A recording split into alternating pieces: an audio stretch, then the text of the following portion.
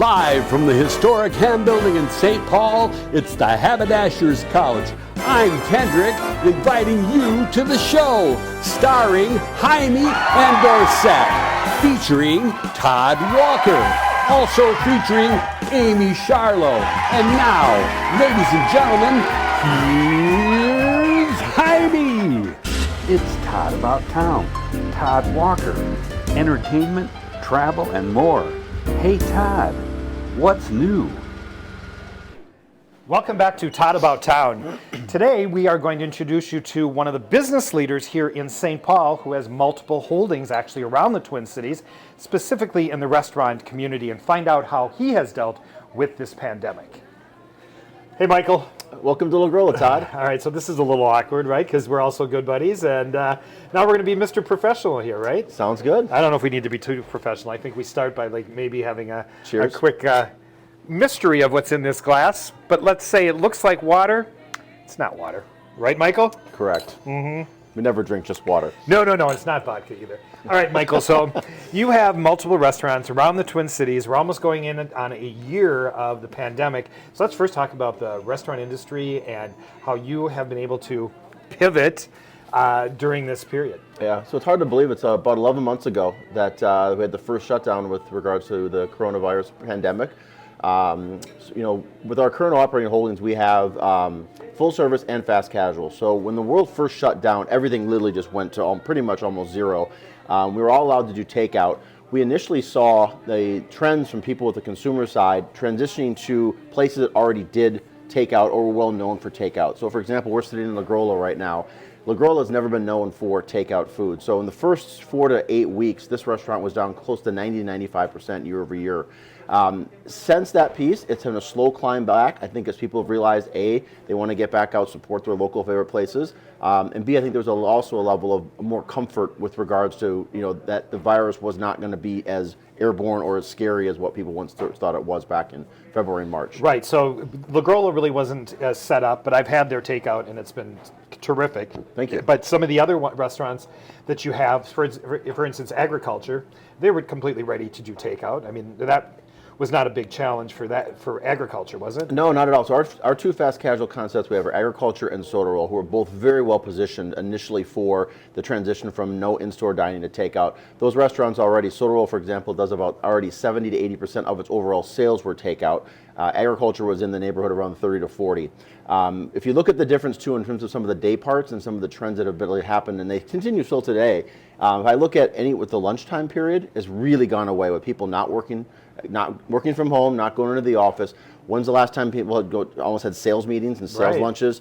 Meeting friends and family for lunch, brunches have kind of really been not supposedly the right thing to do. So we still are seeing significant weakness in those day parts. If I look at our numbers, we're down 60 to 70% year over year during the day part for lunch. For example, agriculture is actually up at dinner year over year, but then the offset of lunches has made it a challenging last 11 months. All right, so now you're going to be expanding into Wayzata with one restaurant, maybe another one to come in the future.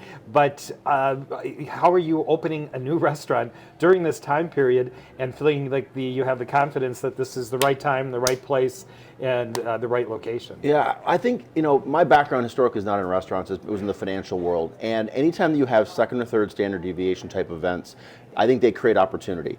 Now, you have to be prepared both financially, mentally, and have the willing to, and the desire and the conviction to go against what everyone else is probably saying at that point. Because I do agree with you. We're opening another Yumi in Edina here in the next few weeks, and also we also acquired the Bellicor assets, which we're doing the restaurant Josefina, a modern Italian place out in Wayzata. It takes energy and time, but I think when the opportunity set is there, to me the risk return is much greater to be able to acquire assets in a downturn versus trying to buy at the peak. Yeah, and I mean, Yumi seems to be doing incredibly well here in St. Paul, and then opening another location in that beautiful area right next to Lifetime Fitness at Southdale is going to be unbelievable. And Wayzata is just killing it. Yeah. It seems like for all the different restaurants out there. But yeah, the day parts, as you said, are going to be different. But I know you're dealing with that with doing a takeout walk-up window for pizza, is that right? Yeah, correct. Yeah, so we're launching with Pizza Fina first. That'll be probably in the first part of March, where it's going to be with wood fire pizza.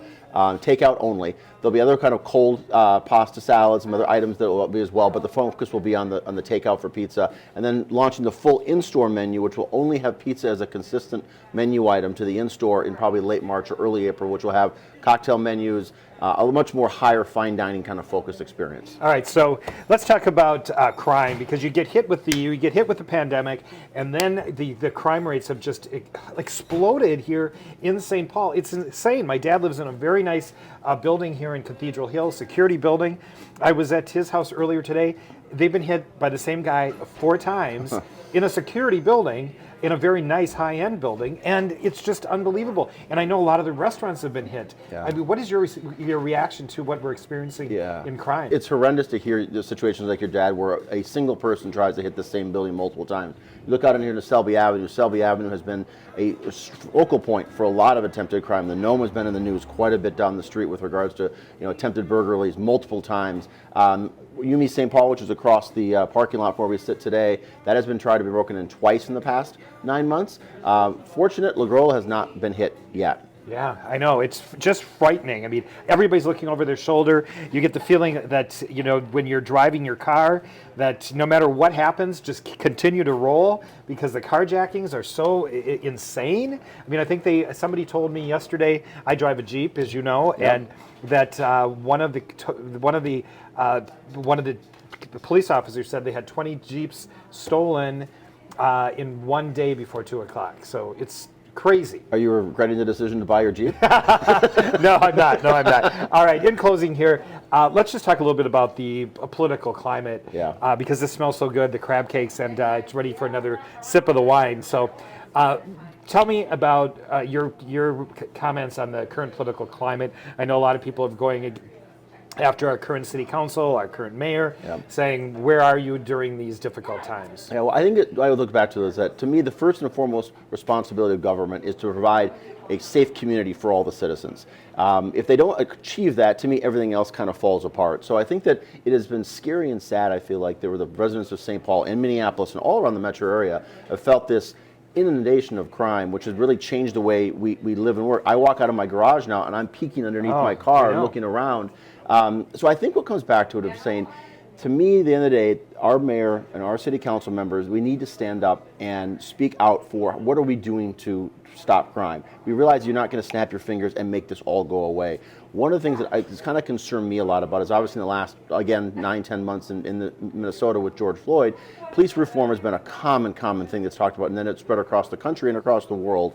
What I get concerned about with St. Paul is I'm hearing a lot of talk about reform and reallocation of resources. I would love to hear, at the end of the day, how do we put more resources towards solving the overall problem? Because if we don't solve it, people aren't going to feel safe, they're not going to want to live here, they're not going to want to come out and spend money, and at the end of the day, that doesn't really work. And I said, you and I have talked multiple times before, I've rarely ever seen in history times where if a mayor or a political leader does not provide a safe area or community for its citizens, their political career doesn't really end up being very successful or last very long. Yeah, I know. And I feel sorry for the police, because I know their hands are tied a bit, and it's like a rotating door when people come in and get arrested, and they're out within a very few hours, so that's scary too. Yeah. But all right, Michael, I think it's time for us to dig into the crab cakes, maybe another sip of the mystery beverage.